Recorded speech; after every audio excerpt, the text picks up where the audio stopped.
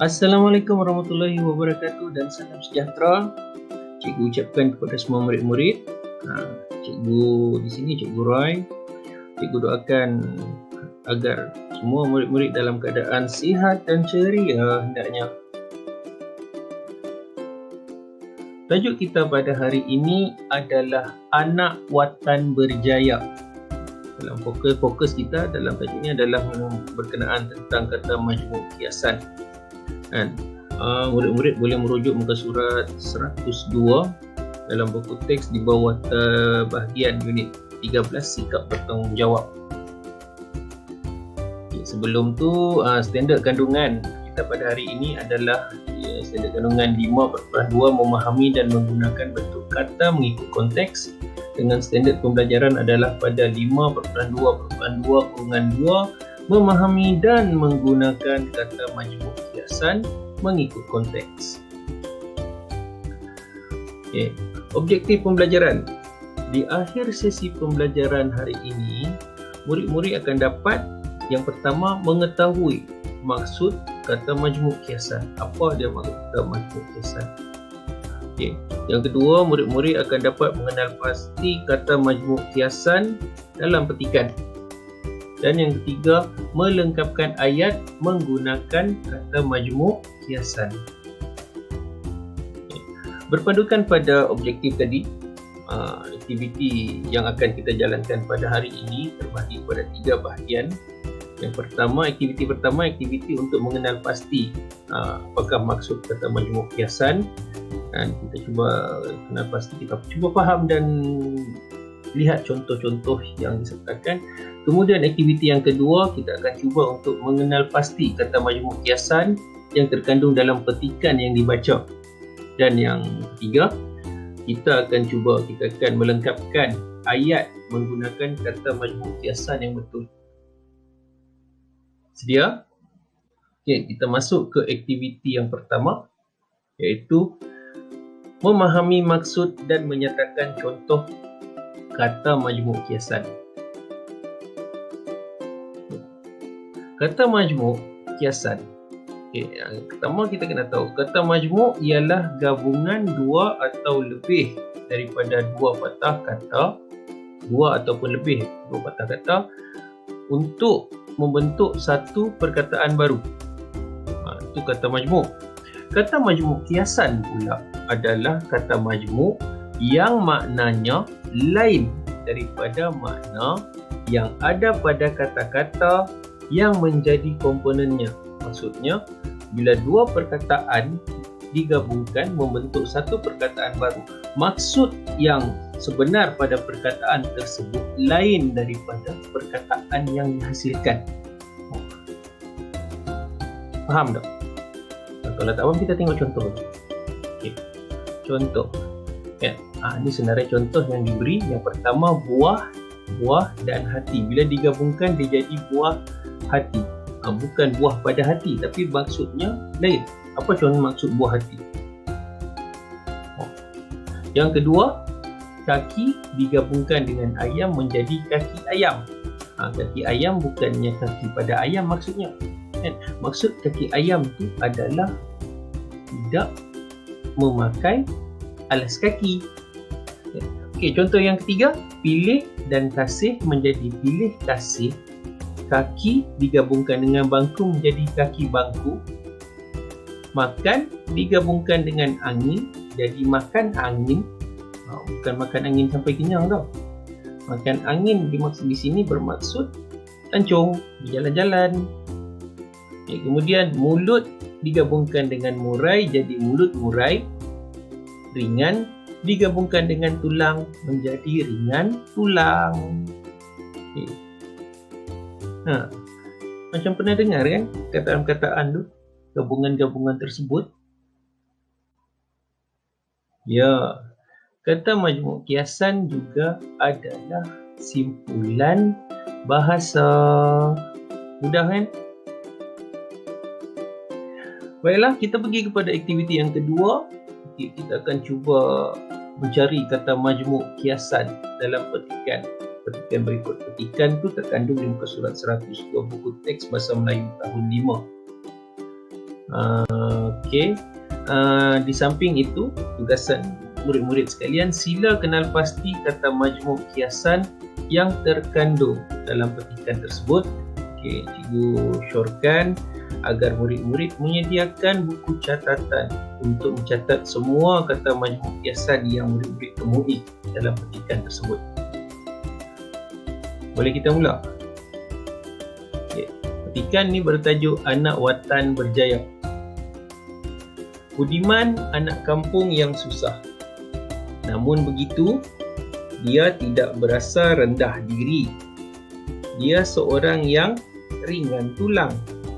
Dia juga ada hati untuk berjaya seperti anak-anak kampung yang lain.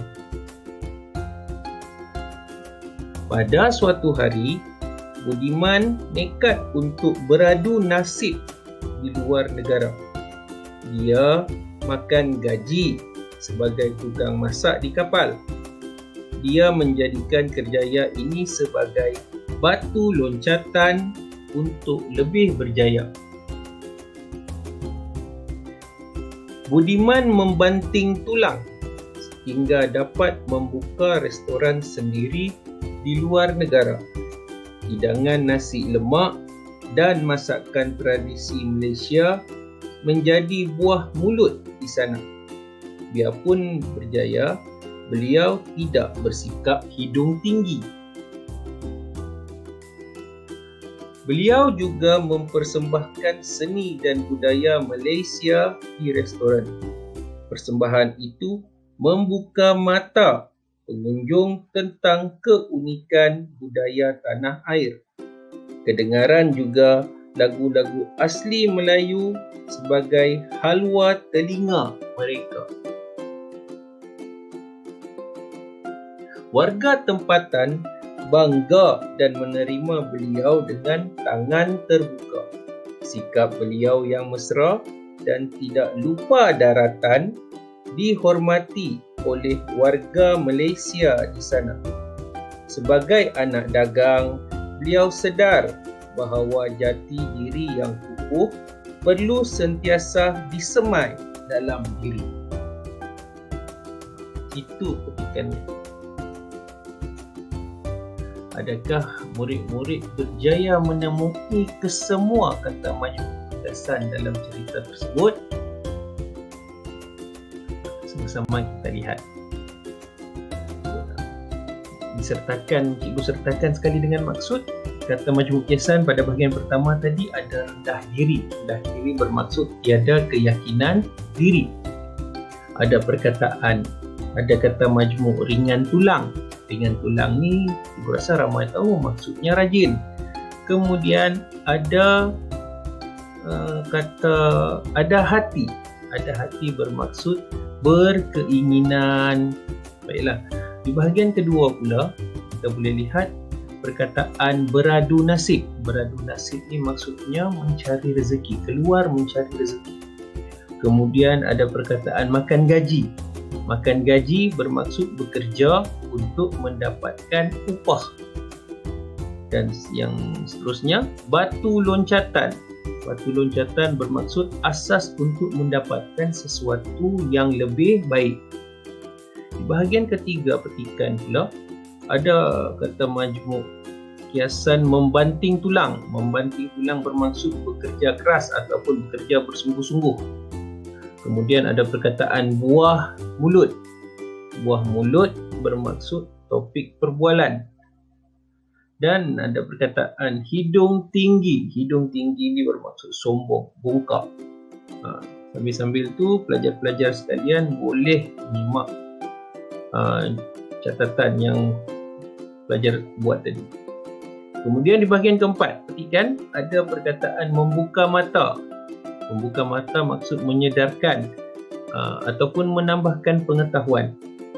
Dan kemudian ada perkataan halwa telinga. Halwa telinga ni bermaksud sesuatu yang menyedapkan pendengaran, sedap didengar. Dan di bahagian terakhir tadi ada perkataan tangan terbuka. Tangan terbuka maksudnya menerima dengan senang hati. Kemudian perkataan lupa daratan. lupa daratan bermaksud lupa asal usul ataupun hilang pertimbangan rasional bergantung pada penggunaan dalam ayat. Okey, yang terakhir adalah anak dagang. Anak dagang ni bermaksud perantau ataupun orang luar yang datang tinggal di suatu kawasan.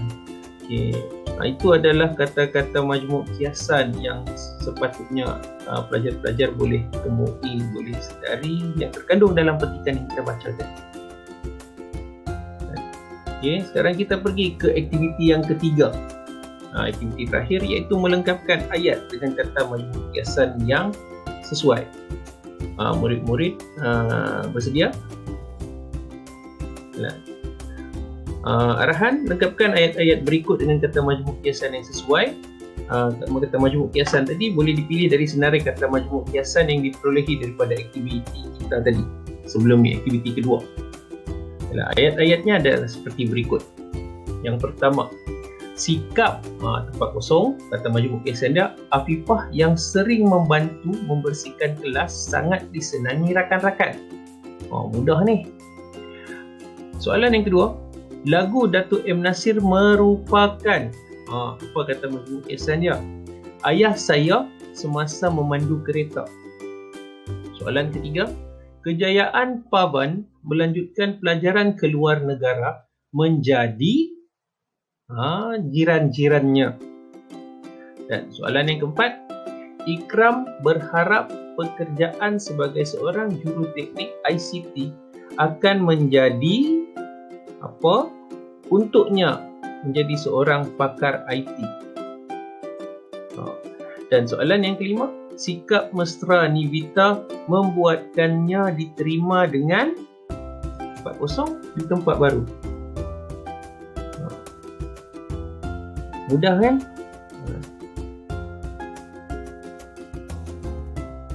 Okay, cikgu bagi masa sikit untuk murid-murid mencari jawapan. Dan sepatutnya mudah lah. Okay, kita tengok jawapan. Kita lihat jawapan ni.